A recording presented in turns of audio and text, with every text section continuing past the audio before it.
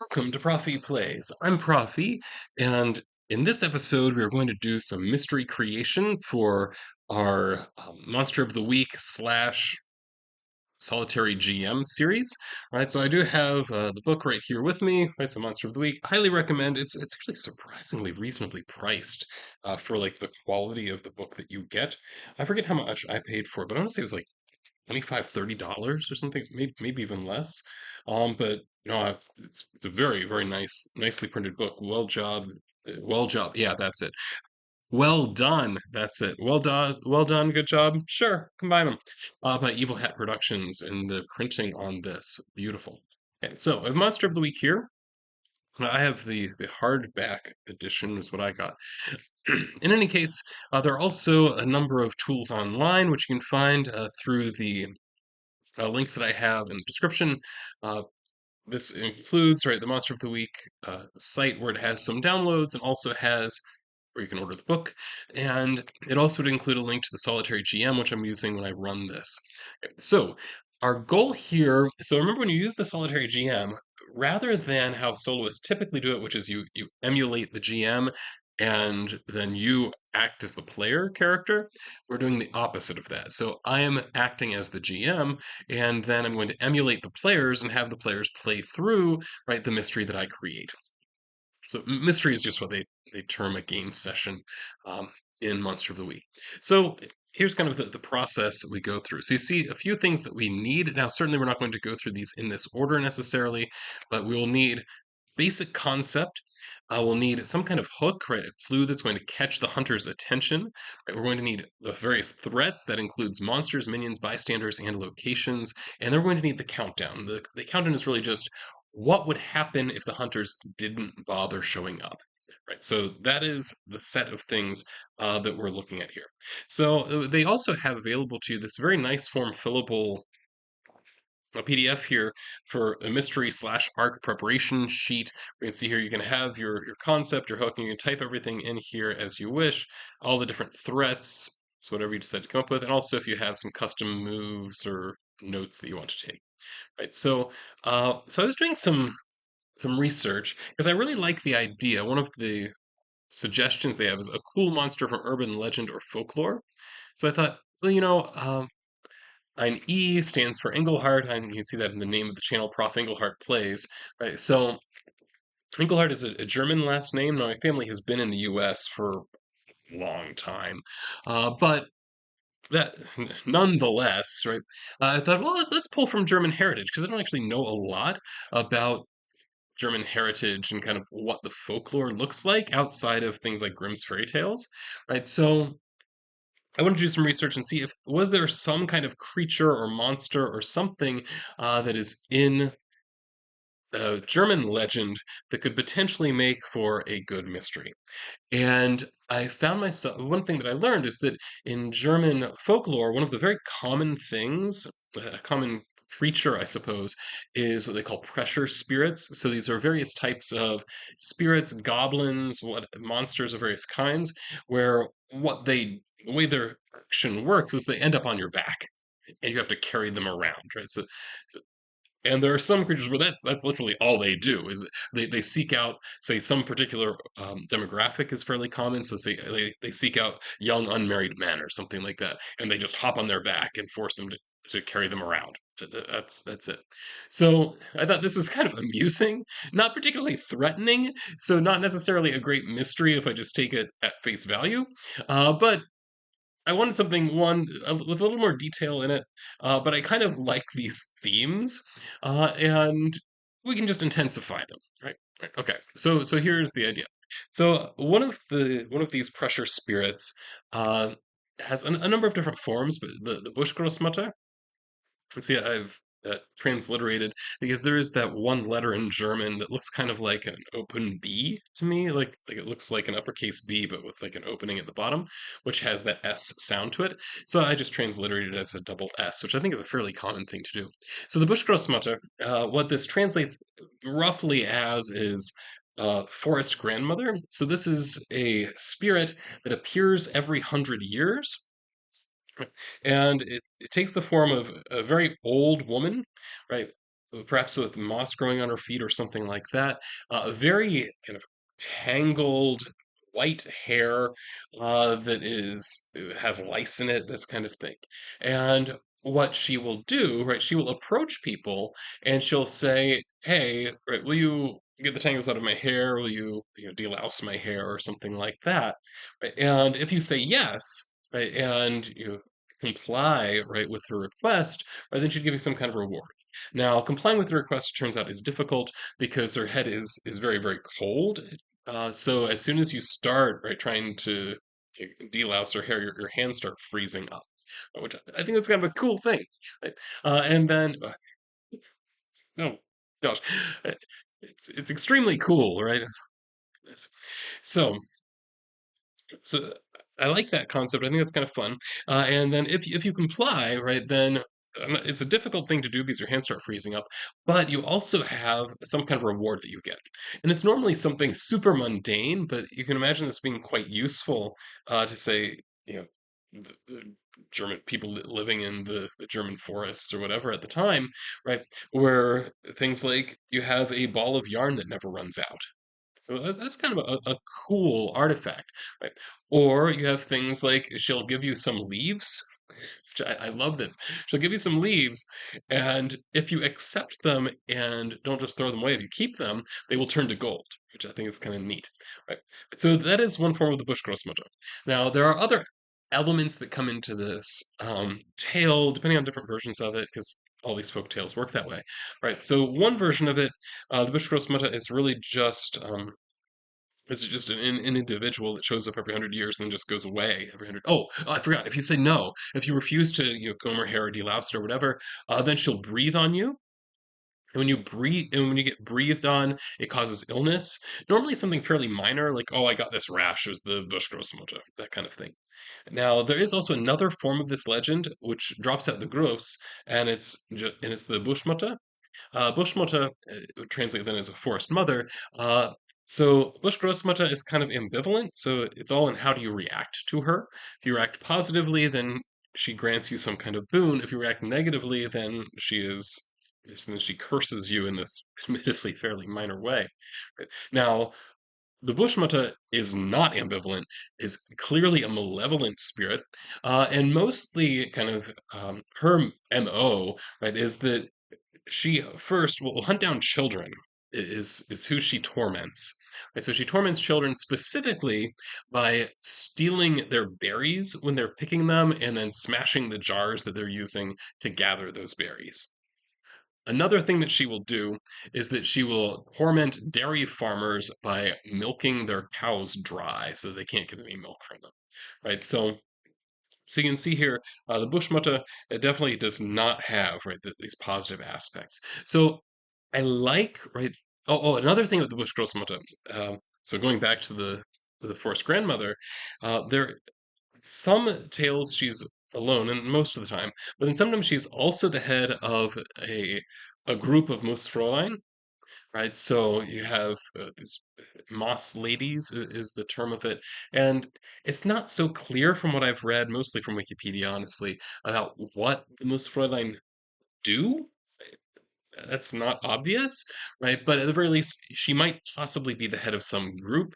This group is often described as being her children, though she is much, much older than they are. Right, so this is the concept that I like. I like the idea of something with the Bushgrossmutter or the Bushmutter, and then I want to bring those right into the U.S. where I am much more familiar with our geography, how it works. I don't know much about German geography at all, except that Berlin exists. So that's basically it. All right. So the Bushgrossmutter. So I want to think about kind of what elements of this I like, and what elements also I can perhaps intensify in terms of making it more frightening, so that then it's something that our hunter crew of Emily, Jesse, and Virgil will feel like they need to get involved in some way, right? So here's what I'm thinking. I want to do a little bit of backstory. So the Bushgrossmutter we know appears every 100 years. We're now in the year 2024 at the time that I'm recording this. I like to set things in modern day with this type of situation. I don't want to say, oh, let's play as if it's the 90s or something, then I have to remember what my life was like then. Um, It's not like traumatizing or anything. Just it's like, were cell phones around then? I think they were, but I didn't have one until the early 2000s. So a lot of people didn't have them. We just used payphones. That was still a thing. But don't mess with that. Make it modern. Okay, so Bush Grossmutter, so it appears every 100 years. So that means then this is something where um, what I'm imagining, right, is that in my story, she came over with some German immigrants around, say, the 1820s. So I guess this would be 1824. So then we're going to have a couple periods in which she would be in the United States doing something, right? So 1824, right? So came with and has settled in eastern Pennsylvania. Not in the city of Philadelphia. I think that that would be too urban, because the Bush Großmutter, she's often associated with things that are happening up in the hills, right? So things like if it's a really foggy day, people say, "Oh, the Bush Großmutter is cooking" or something like that, right? So we want to have her being somewhat more rural. So I'm thinking of the eastern half of Pennsylvania, right? So, but certainly some of the I guess somewhat more rural Appalachian kind of setup, that kind of setting, rather than Philadelphia itself. It's something small towns, right, in that area. So she is now settled in eastern Pennsylvania. Um, so this is the broad concept. Now, the countdown, what's going to happen? So what I'm thinking is that this is going to have to intensify to the point where we should have probably multiple people's lives being in danger in some way. But that is something that we're going to need, I think, to make this really pressing and something that the hunters will feel like they need to do something about her, right? Right. So here's what I'm thinking. So our countdown here, you can see it's set up as in terms of stages of the day, right? So you have daytime, shadows, sunset, dusk, nightfall, and then midnight. That is not, it's not actually supposed to be taken literally. Rather, this is how things progress from the light right to the very dark. Right. So let's go ahead and kind of work our way through and think about what are some of the key things that I think would be happening with the Bush Grossmutter. So in terms of kind of where we start out, what is it that things are like that people are now aware that she's here? So I'm thinking that the Bush Grossmutter or the Bushmutter, let's just abbreviate that to Bushmutter. That is, after all, the more malevolent form of it, though I'm going to certainly pull in some of the Grossmutter elements as well. It just starts appearing around town. And so people see her, and okay, so there's this weird old woman that has appeared in town with scraggly hair, right, lice in it, and all of that. Very bedraggled, right? So raggedy clothing, that kind of thing. So I'm kind of imagining somebody like walking around in more or less like a nightgown or something like that that is in very poor shape. Right. So that's what I'm imagining here. Right. So very old. I'm thinking very kind of thin in terms of just thinking of like physical description of what the Bushmata is going to look like. So she appears around town, and I'm just going to say that people are somewhat suspicious of her. So people are uncomfortable around her. Now, we need to have some encounters where she is going to be actually interacting with people, right? So I'm thinking that we have these various encounters that will happen, right? So one is that she will interact with somebody in a positive way. I think that should probably be in the shadows because we want to have things get worse as things go. So the Bushmutter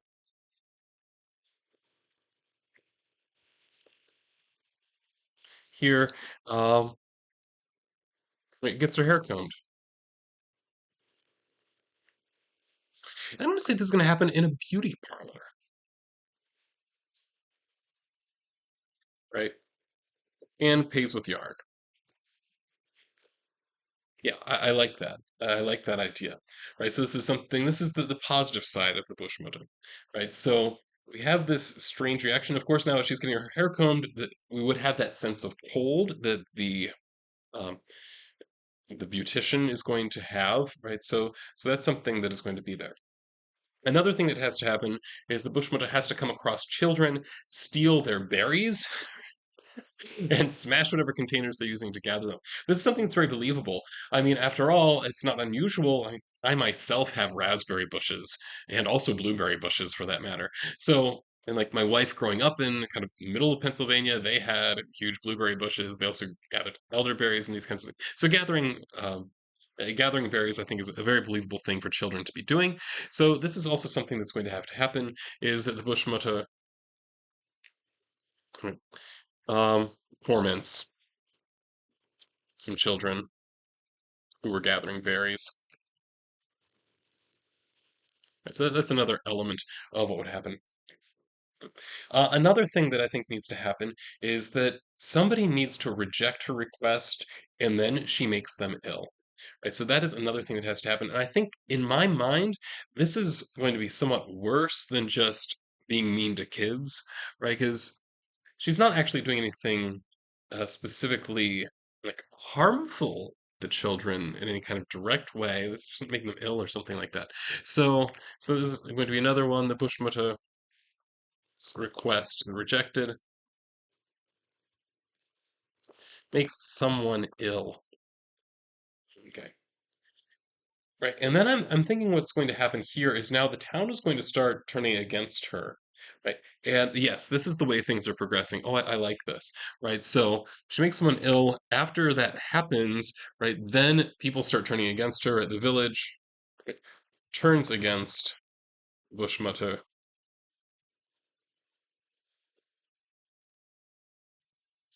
We want to drive her out.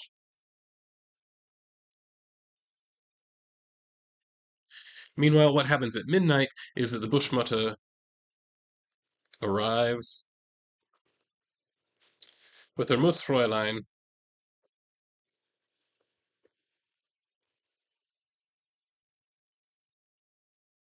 and they just what are they going to be doing though? Right. So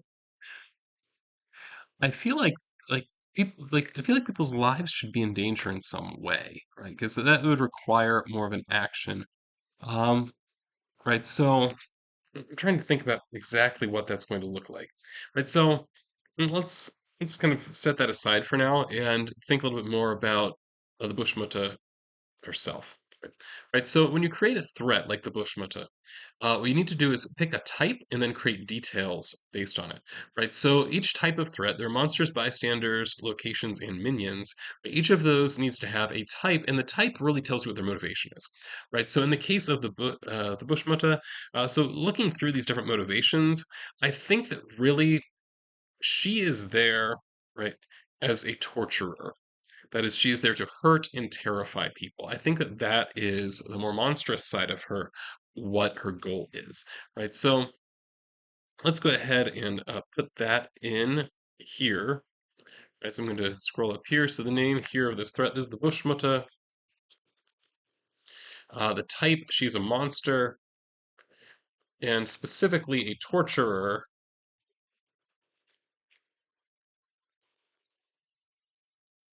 who is there to hurt and terrify.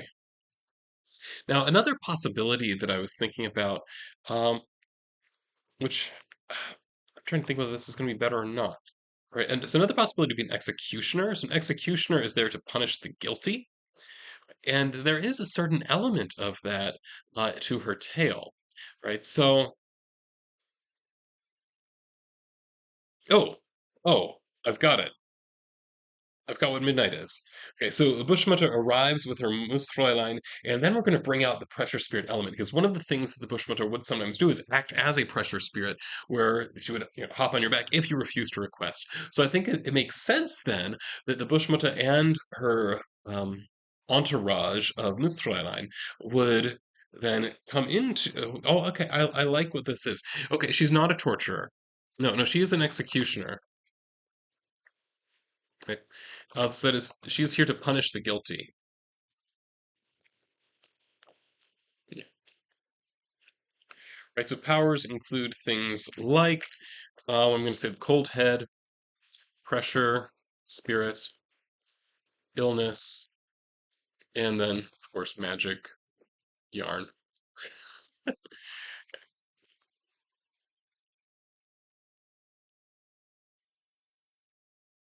There we go.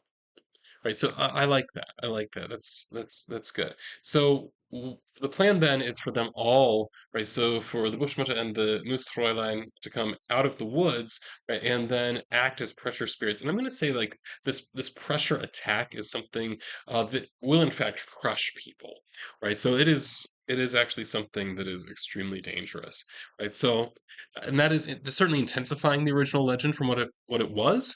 But again, we want to make this more threatening, right? So the Bushmutter arrives with her Moose Fräulein, and they right, begin crushing. Right, what was it? The village people, the townsfolk. Okay, there we go.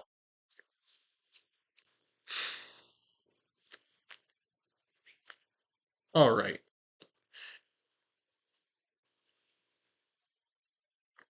So okay, I like that. Another thing. Right, so you look here, we need to also determine what else do we need to determine as a monster. So we figured out her motivation. She's actually an executioner here to punish the guilty. We have her name, the Bushmutter. We know how she looks. We know what she wants to achieve, and that is simply right. So I mean, really, she is here effectively to sort out who is who, right? So who in this town are the good people that are going to be helpful? Who are the evil people that are not going to be? And she just doesn't like kids as well. So kids just kind of get all thrown into that evil, which actually I mean, if you spend much time around kids can be one really funny and really nice, but they can also be bizarrely mean to each other as well. I have four children. I've watched this. Right, so supernatural abilities already talked about that. So now the question is, what is the monster vulnerable to? Now this is important not just thematically, but it's also important to the mechanics of the system, and that is that you cannot actually permanently dispel a monster without exploiting its weakness in some way. Right, so here now, we don't actually know anything about that from the Bushmutter um, legend itself. As far as I know, there's nothing in there saying, "Oh, to get rid of her, you throw salt at her" or something like that. I don't know of anything like that. And it's just that she shows up every 100 years and then goes away. That's basically it. So I'm thinking though that we want to do something different than that.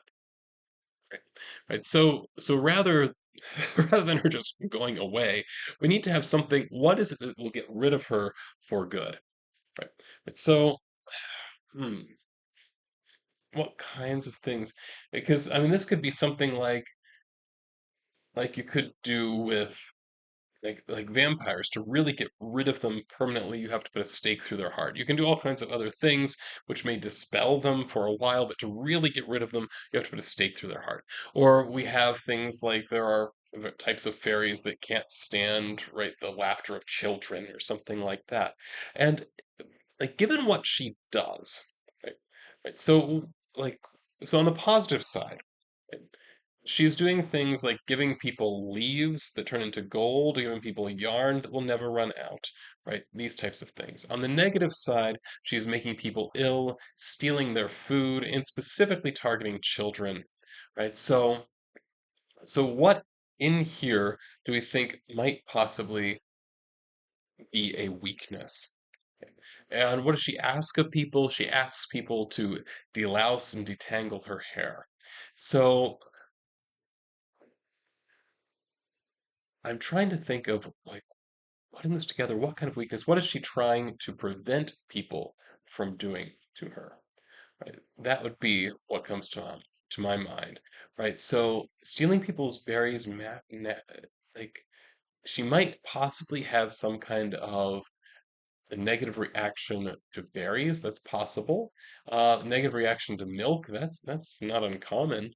Um, I mean, I myself, as a child, I couldn't drink milk because I had an allergy to it. Um, right, so, boy, this is a tricky one. It's definitely a tricky one. So, what is it? Putting these things together, what draws them together? See, I'm thinking that her weakness. I want to say that it's going to be food related.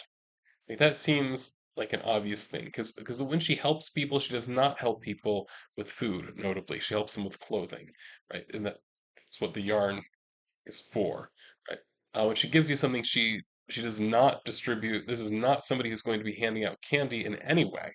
Right. So I'm thinking that there is going to be some kind of food related weakness. So the question is, what would that food related weakness be? It should be something that if you don't have berries, you don't got it. Right. And also something, so what berries? So I guess berries and cream is what comes to mind. Right. So there's something about berries and cream, right, that can be a weakness here. So I'm just going to write down berries and cream here, and this might be something that I, as the keeper of mysteries, that is the GM, um, decide in the moment. Right? Just, okay, here's what you've got to do with berries and cream that is going to make this work. Okay. Then her attacks is something we need to decide. Right, so let's go through. Description, how much harm it does, usually 3 to 5, range and other tags. So I'm thinking her attacks. Uh, well, she has a couple things. So one, I think she has an illness attack is a big one. I think that is probably going to do 3 harm. And then also let's also give her a cold attack. Both of these are going to be close range. Here we go.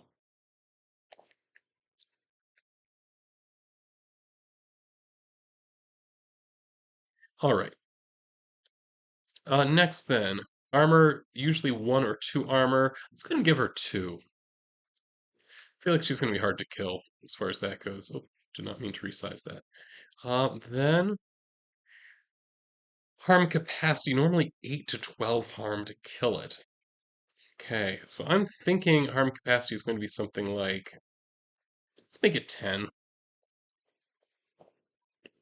All right, so there we go. So we have if 10 would be harm capacity here. Cool. So we've got the Bushmutta all taken care of. Next, I want to deal with minions.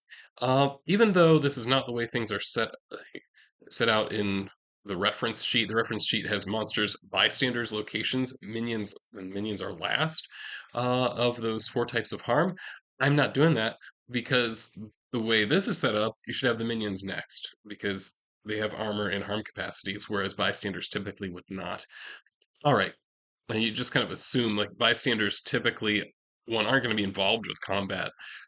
They might possibly, but we wouldn't expect that. Right, so anyway, let's go ahead and the big thing we need here is Mussfräulein.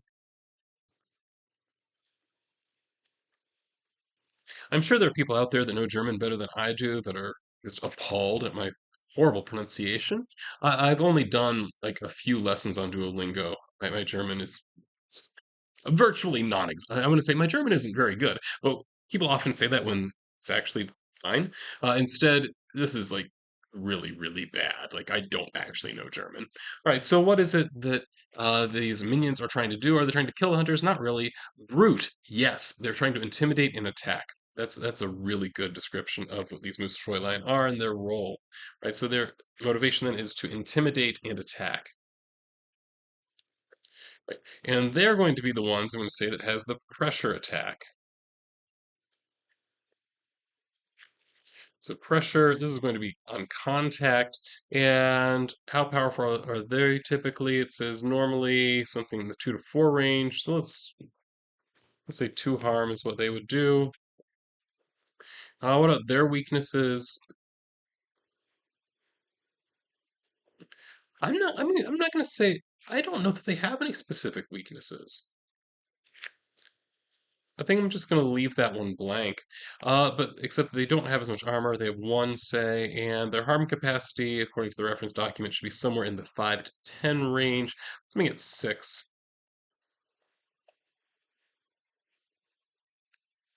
There we go. So the Moose Fräulein, right, so they can show up and they can do their pressure attacks. They can hop on people. Uh, on contact, it does 2 harm with people. Harm to people. That seems reasonable. All right. So the next thing that we need to have some bystanders in some locations. Uh, Now, the purpose of bystanders. So bystanders are people that, uh, one, are typically people. They are innocent in some way. They're not directly involved with the monster usually. Now, they may possibly be somebody that's going to be helpful to the hunters, right? But at the very least, they're not going to be harmful. Right, so they may get in the way. That's about how harmful they get. Right, so let's see. We have the bystanders. So what kinds do we want? Well, one person that we do have. Right, so we know that we have. So I'm just looking at the various people we've already established. So we need to have some kind of witness. Right, so somebody that saw the Bushmota come into town. Right, that would be the first thing. So did that delete? Okay, it did.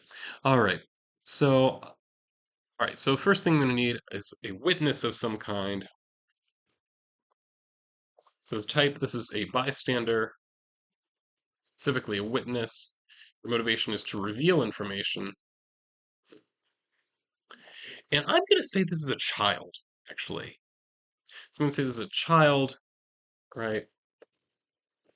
One of the first to see the Bushmota.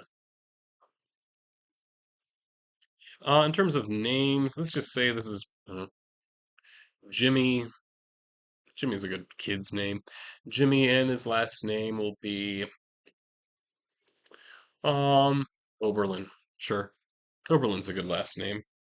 Also the name of a college in town, not too terribly far from where I am in Ohio.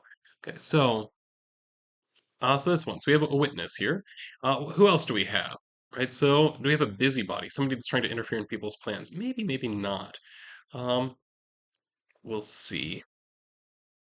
Right, so we do need, so we have Jimmy Oberlin, right, who's our witness, and we do need to have the beautician. The beautician, I'm thinking, is Cheryl Foster. That works. I don't have no idea where that name came from, but here it is. Watch, it's going to be like a real person or something. All right, so and I'm going to say like her role, right? She is a bystander, motivated to do the right thing, right? So she's an innocent, and that is how she ended up with frostbite from combing the bushmutter's hair and got paid in yarn. So I'm going to say that she's probably going to have, despite the fact that like she got frostbite, but nonetheless, I think that she's going to have a more positive outlook here. Other people, right? So that's going to be some. So we need other kids, people to be victims, right? So we have Jimmy Oberlin as a witness, but then we need somebody else. Let's say, hmm, how about an A name is a good name, Adam. Adam, I'm real tempted to say Smith because I teach economics, right? So Adam Smith, of course, right? But no, I don't. I shouldn't do Smith. I shouldn't do Smith. Smiths, though, that might work. Right. So Adam Smiths was a bystander. He's going to be the victim, whose motivation is to put themselves in danger.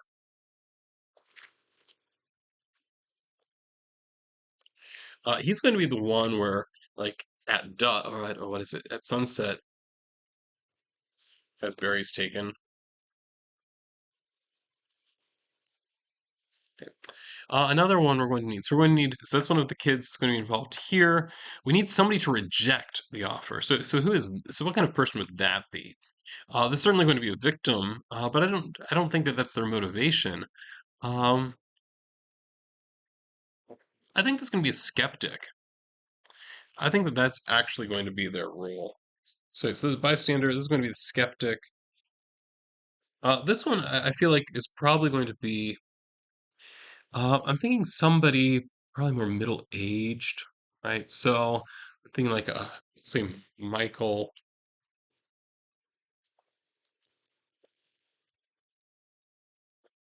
Michael. What is Michael's last name? Bins. Sure. Uh, so as the motivation here is to deny the supernatural,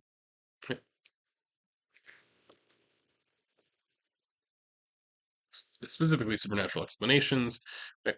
But this is who will reject the Bushmotos. Request at dusk. Okay. Right now, I think I need a couple more bystanders. So one, I need the mayor of this town. I think the mayor is going to be somebody, yeah, probably in their 60s, something like that. What kind of name do I want to give them? Um, Robert, and last name Callahan. Right, so Robert Callahan is an official,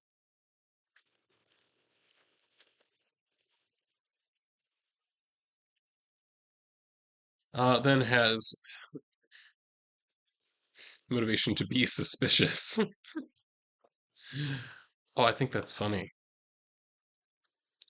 All right.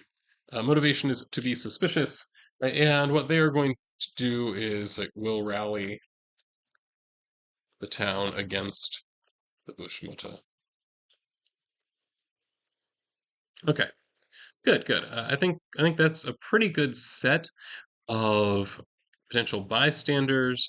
Oh, I could always add more if I want to, but right now I think we're there. So what do they know about the situation? I think at this point, right? So just thinking about like what they know about the situation is going to change naturally as things progress. Jimmy Oberlin, he's the one. He's seen her. He knows what she looks like. He knows that he got a bad vibe from her, but I don't think they had much direct interaction. Cheryl Foster, before interaction, doesn't know anything. Afterward, knows that this old woman is weird, is kind of puzzled about why she like her head was so cold. Thought it was weird she got paid in yarn, but it's kind of nice about that because this old woman is clearly not in is clearly down on her luck, right? That kind of thing, right? So that's I think kind of her perspective. Adam Smits, right? That is the kid who's going to put himself in danger. I think that he has more of an attitude about it. As Barry's taken, he's mad. I think he's also a bit selfish, and him being selfish, I think, is important in that it allows the Bushmatas. Not just a dislike of children to come through, but also a desire to punish the guilty. So I think that he's going to be a more selfishly oriented person, right? And I think that level of self-absorption is going to make him unaware of what's happening until, right, his direct interaction with her. Michael Binns. Uh, I think Michael Binns has some contact with some of these other people, but he doesn't really think there's much weird going on except that okay, so this old woman walked into town that none of us know. I mean, that happens, right? So I think that that's kind of his general opinion, and then he doesn't want to encourage her to be in town, which is of course why he would reject her offer. Robert Callahan, that is the mayor. Let me make a note here that he's specifically the mayor, right? So I think yeah. So Robert Callahan as mayor. I think he's probably somewhat aware of what's happening. He is aware of what rumors are going on, that kind of thing. Which actually makes me wonder. I think his role might not actually to be the official. His role might actually be to be the gossip. So he's passing on rumors. I like that. Right. So let's change that. He's gossip. So he's passing on rumors. I'm using the British spelling here because that is what is in the instructions. All right. Now we need locations. So locations again are going to have a type. We want to know something about like what the locations are like. Any custom moves that exist for that location. I don't really like coming up with custom moves, to be honest, so I'm setting aside custom moves. Uh, there we go. All right. So, with the exception of attacks, so like attacks from monsters and the like, those would be custom moves technically. All right. So next thing that happens, we need some locations, right? So one location obviously has to be the beauty parlor. Right. And we will flesh out types and all of that. I think also something like town hall needs to be there as well. Another thing that we need to have the forest. That's going to be what's harboring the monster. These are the first three things that I think are important. Right. So let's go ahead and flesh these out in terms of types. So the beauty parlor, is it a crossroads, death trap, den for okay, well, one, the den harboring monsters. So location, oh, harboring monsters, that's what the forest does. So it's the den. I got that wrong. Location,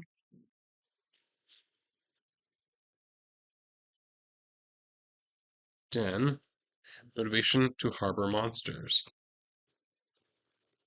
And then I very inconsistently switched to the English spell, to the American spelling instead of the British. Then we have what else? Town hall. Town hall is there really to bring people together, right? So I think that would be the crossroads.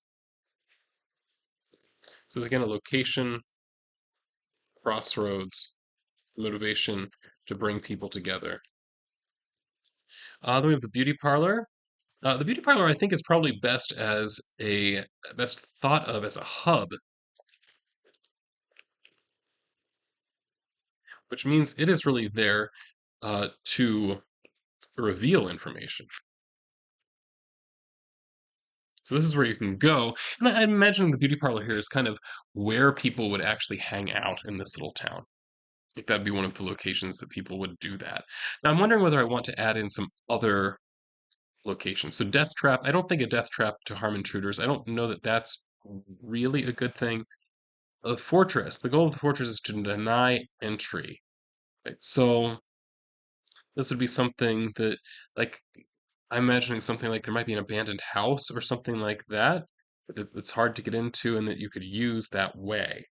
I don't think we need a Hellgate here. I don't think we need a lab. That's not the type of thing we're doing. A maze might be appropriate. Prison to constrain and prevent exit. I don't think that makes sense here, nor would the wilds.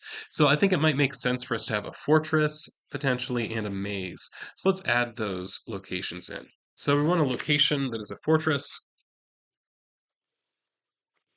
And my first instinct is that the fortress should be like an abandoned house. Then we also need a location. It's a maze. Motivation here is to confuse and separate. And I'm thinking here, right? So what I imagine, okay, I like this, is you have the downtown area, and there is like the village, the town hall that's in kind of the center of things, maybe the park right across from it, something or that. But a lot of the town is really meandering. So I'm thinking like the back alleys of the town. They all kind of curve and go off in odd directions, which is not unusual. I find that, like, as somebody who grew up driving somewhere where it's relatively flat, right, when I go to Pennsylvania, navigation gets real dodgy, right? Because roads don't always move the way you expect them to, because things can't be laid out in a grid because there are mountains everywhere. So it's a very practical reason for that. But I can see people easily getting lost, especially if you go someplace like Pittsburgh. Pittsburgh's road system is a challenge to navigate, I would say, as an outsider. Right? Fortunately, the people there are super nice about it. I've found, at least in my experience, driving on their highways, that they're very forgiving if you need to change lanes suddenly because the road is going to do something that you didn't expect. Right? So I think here we have a pretty good setup. Right? So this is really all you do when you're doing preparation for the for Monster of the Week, right? You're really trying to set up what are the various threats that you have here, and those threats are not all necessarily malevolent, right? You have your monster, you have minions, possibly, right? You have the various bystanders and locations, all of those created.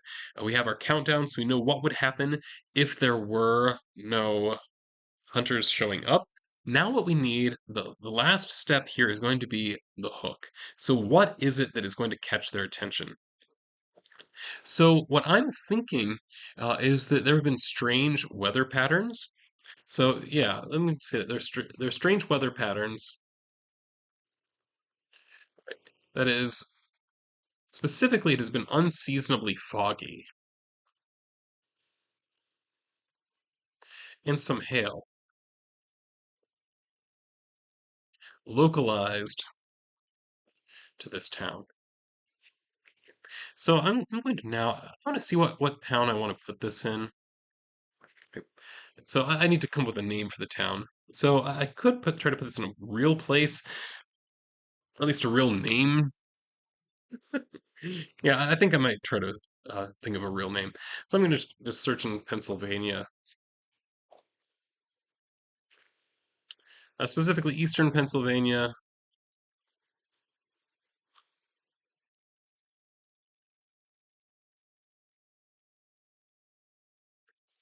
So I'm looking around at kind of what kinds of towns are there around here that might be, big enough to actually have like a town there. So I'm looking at some of these like, oh, here's Canberra. So then I zoom in and oh, okay, there is a town there. Um, but there aren't enough roads for that to cause anybody any kind of confusion. Um, that is one problem. When you look at the really small towns in Pennsylvania, they tend to just kind of be an intersection. Right? Oh, okay, this one. No, I think I'm just gonna make up. I'm just gonna make up a town. Because looking at, I know I'm just know myself, and I'm thinking about, oh, I could put it here in Stillwater or something like that. But then I would feel compelled to like try to bring in the real world, and I don't want to be compelled to that. I want it to be fully fictional. So we're just going to make up the name of a town. There probably is one of these towns in Pennsylvania because I don't know. So just fictional town name or town name generator. There we go. Fantasy name generators. Here we go. Um, Wolf Den. Wolf Den. Then what can I do? Okay, so translate Wolf Den to German,